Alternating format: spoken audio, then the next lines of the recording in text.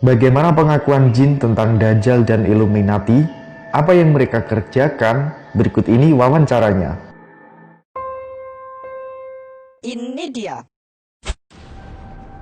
Ini dia Misteripedia mengungkap misteri dunia episode wawancara dengan jin, Dajjal dan Illuminati. Assalamualaikum warahmatullahi wabarakatuh.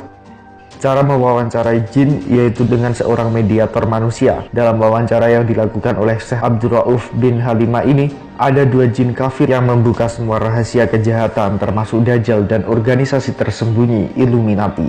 Nah, berikut ini wawancaranya. Namun seperti biasanya, sebelum melanjutkan pembahasan ini, bagi sahabat yang belum subscribe, silahkan klik tombol subscribe dan aktifkan notifikasi pada tombol lonceng supaya tidak tertinggal video seputar misteri dan pembahasan menarik lainnya, dan klik tombol like juga jika sahabat menyukai video ini.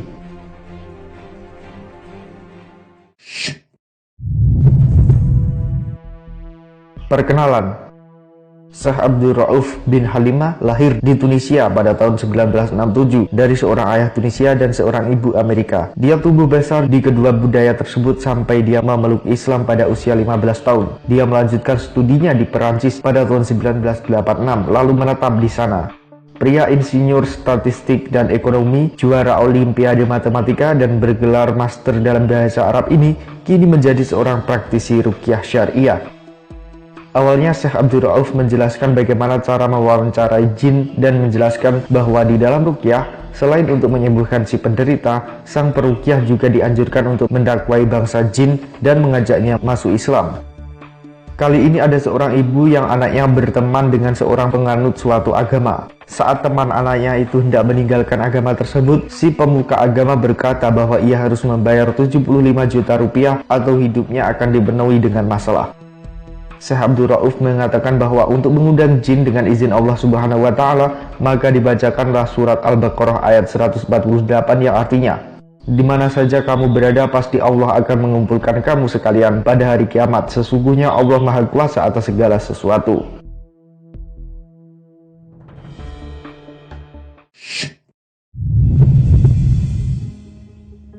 Wawancara.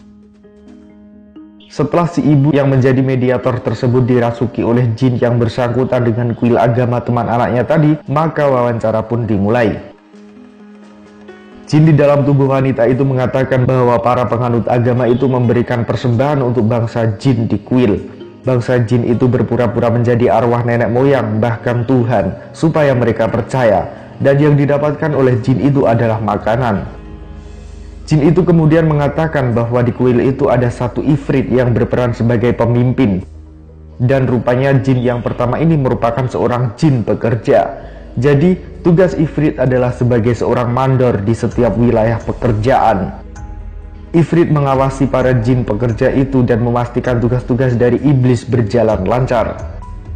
Jin itu kemudian mengatakan bahwa neraka itu hanya diperuntukkan buat manusia, karena begitulah yang dikatakan oleh Ifrit yang bernama Zulzula kepadanya. Kemudian Syekh Abdul Rauf membaca surat Al-Baqarah ayat 148. Lalu jin yang berada di dalam tubuh wanita itu berganti Ifrit yang bernama Zulzula tadi. Jin Ifrit Zulzula mengaku ketakutan karena melihat cahaya yang memancar pada Syekh Abdul Rauf. Ia menyuruh Syekh itu untuk tidak dekat-dekat dengannya karena dia akan meleleh jika berdekatan. Lalu Syekh itu membaca surat Al-Anbiya ayat 69 sehingga Ifrit Zulzula itu pun tenang. Lalu jin Ifrit itu berkata bahwa supaya para jin yang menjadi bawahannya mau bekerja, ia berbohong dengan mengatakan bahwa neraka hanya diperuntukkan buat manusia. Setelah itu Syekh Abdul Rauf menanyakan hubungannya dengan iblis. Zulzula pun menjawab bahwa ia terhubung langsung dengan iblis. Ia membuat catatan laporan yang berisi nama-nama manusia yang membuat sesajen dan persembahan di kuil tadi, kemudian menyerahkan catatan itu kepada iblis. Syekh Abdul Rauf bertanya, "Apa yang diberikan iblis kepadamu sebagai balasan?" Zulzula menjawab bahwa ia bisa duduk di atas kursi iblis sepanjang malam. Namun Zulzula mengaku belum pernah mendapatkan mahkota yang diberikan oleh iblis sebagai penghargaan kepada para ifrit. Syekh Abdul Rauf lalu menjelaskan sebuah hadis tentang tugas setan yang mencatat aktivitas mereka. Kemudian di malam hari mereka menyerahkan catatan itu kepada iblis. Lalu setan atau ifrit yang paling banyak menyesatkan manusia akan mendapatkan hadiah yang berupa mahkota dari iblis untuk malam itu. Dari pengakuan Zuzula, para ifrit itu sangat banyak. Mereka bekerja di kuil, tempat tukang sihir, dan sebagainya. Bahkan jin ifrit itu mengatakan bahwa banyak raja di berbagai negara yang melakukan perjanjian dengan iblis. Mereka mengorbankan nyawa manusia dengan melakukan pembunuhan, bahkan membunuh bayi. Jin ifrit Zuzula itu juga mengatakan bahwa Illuminati merupakan pekerjaan yang paling besar yang dilakukan oleh si bapaknya, yaitu iblis. Itu merupakan kekuatan terbesar yang dimiliki oleh iblis. Illuminati dibuat oleh iblis untuk menyambut kedatangan anak iblis yang paling besar, yaitu Dajjal. Organisasi rahasia itu telah melakukan perjanjian dengan iblis. Begitulah yang dikatakan ifrit Zuzula. Setelah cukup wawancaranya, Syekh Abdul Rauf mengajak jin ifrit Zuzula itu untuk masuk Islam. Awalnya jin itu menolaknya dengan mengatakan, kalau nanti masuk Islam akan ada cap malu, yaitu berupa cahaya yang mengikuti kemana saja, dan si Zuzula tidak mau diikuti oleh cahaya itu, sehingga iblis pun tahu bahwa Zuzula telah berkhianat. Lalu Syekh Abdul Rauf berdoa kepada Allah supaya menunjukkan kepada jin itu cahaya kebenaran. Kemudian beliau membaca surat An-Nur awal ayat 35 yang artinya, Allah pemberi cahaya kepada langit dan bumi. Kemudian terlihat jin di dalam tubuh mediator itu pun tenang. Lalu peruqyah membacakan surat Al-Baqarah awal ayat 257.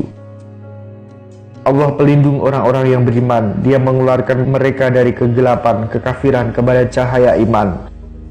Setelah dibacakan beberapa kali, tiba-tiba jin Zuzula mengikuti bacaan Al-Baqarah ayat 257 dengan lancarnya. Kemudian jin Zuzula pun mengucapkan syahadat dan menjadi Islam berkat cahaya hidayah dari Allah Subhanahu wa Ta'ala.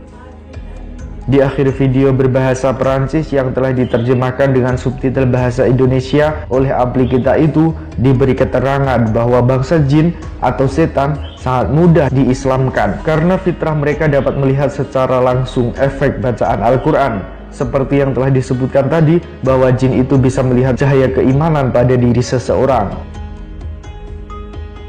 Lalu bagaimana dengan manusia? Walaupun manusia tidak bisa melihat secara nyata cahaya itu, tetapi manusia diberikan hati dan akal oleh Allah Subhanahu wa Ta'ala, yang dengannya manusia mampu memilih mana yang benar dan mana yang salah.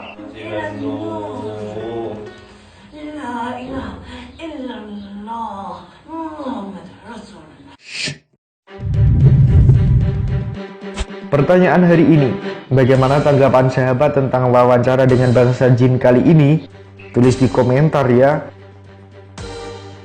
Selanjutnya, kita masih akan membahas segala misteri yang menyelimuti dunia.